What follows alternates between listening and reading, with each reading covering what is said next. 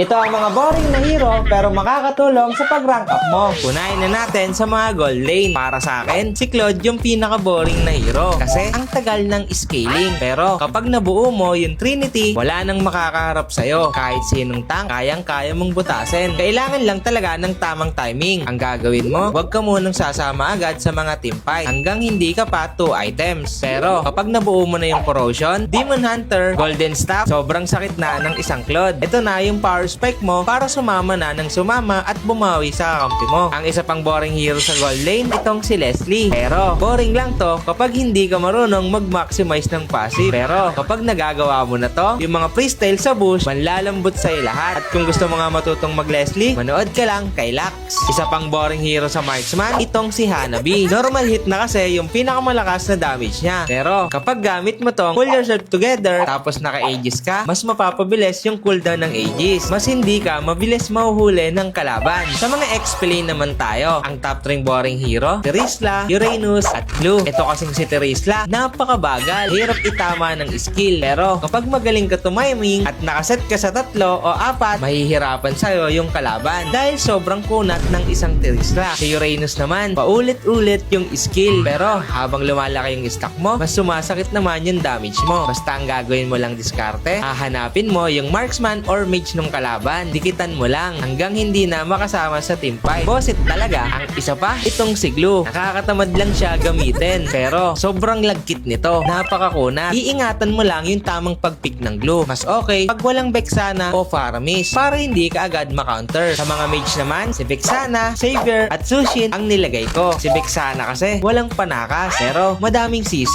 Maganda to pang counter sa mga assassin hero. Kapag nakita mong pumik ng Haya, Ling, pwede mo gamitin si Vexana para mailang pumasok sa'yo. Si Savior naman, boring lang siya sa early game. Pero kapag napaabot mo ng late game, sobrang sakit na ng isang Savior. Tamang timing lang talaga. Huwag kang magmadali. Tamang positioning, paunahin mo lang yung tank at explain mo. Huwag ka from run. Si Shushin naman, 2 item lang ang kailangan. Boring sa early game. Pero kapag glowing 1 ka na at Sky Piercer, kawawa na sa'yo yung mga nasa frontline. Basta, huwag ka lagi nag-ultimate papasok. I-reserve mo din para may pang-out ka at hindi ka naiiwanan sa mga team fight. Sa mga support hero naman, na boring pero makakatulong sa'yo, si Estes, si Lolita at si Florin. Sobrang ganda gamitin ito, lalo na sa solo. Kapag nag-Estes at Florin ka, wala masyadong bumubuo ng anti-heal. Kaya masusulit mo talaga. Basta, alagaan mo lang yung gold lane nyo. At sa tamang tao mo, ipasa yung passive ni Florin. At ang technique lang, ultimate muna bago ka mag-first skill kapag nasa alanganin na yung kakampi mo para maalis yung anti-heal. Ito kasi yung passive ng isang Florin. Si Lolita naman, i-protect mo lang lagi yung kakampi mo. Ingatan mo yung paggamit mo ng second skill. Yung pinakamasakit na skill, yung ibalik mo sa kalaban o kaya i-dodge mo para mas masulit mo. Sa mga jungler naman tayo, si Alpha, Alucard, Redrin ang nilagay ko. Ang babagal kasi ng mga hero na to. Pero kung gusto mong maging useful, pag gamit ka ng Alucard, aantayin mo muna yung mga stun hero ng kalaban. Tapos, siya ka papasok. Tamang timing lang talaga. Ganon din naman sa Alpha. Mag-aantay ka lang, mag-crowd control yung kalaban para hindi ka agad makombo. At yung paggamit naman ng ultimate, di lang lagi pang in, pang out din. At i-maximize mo yung bilis mo sa pagja-jungler. Pwede kang uminvade sa kalaban para mag-up sa level at patuloy na yung paglamang mo. At ang panghuli sa mga roamer, si Gatot, Hylos at Beleric, ang kailangan mo lang gawin, yung talagang trabaho mo. Yung dikitan yung mga marksman o mage na nagbibigay ng damage sa inyo. Protect lang talaga. Nakakatamad to kasi wala masyadong action o walang highlights. Pero win streak naman. Kung hindi ka masyadong papogi sa mga hero, pwede mong gamitin yung mga to. Ang laking tulong kasi ngayon ng Revitalize. Basta, ito lang ang tandaan mo protect the king. Yung mga damager mo, pro-protectahan mo. At yun na ang magbibigay sa'yo ng panalo. At yun lang. Para sa inyo, sino nga ba yung pinaka-boring na hero pero useful? Sana may natutunan kayo. Sana makatulong.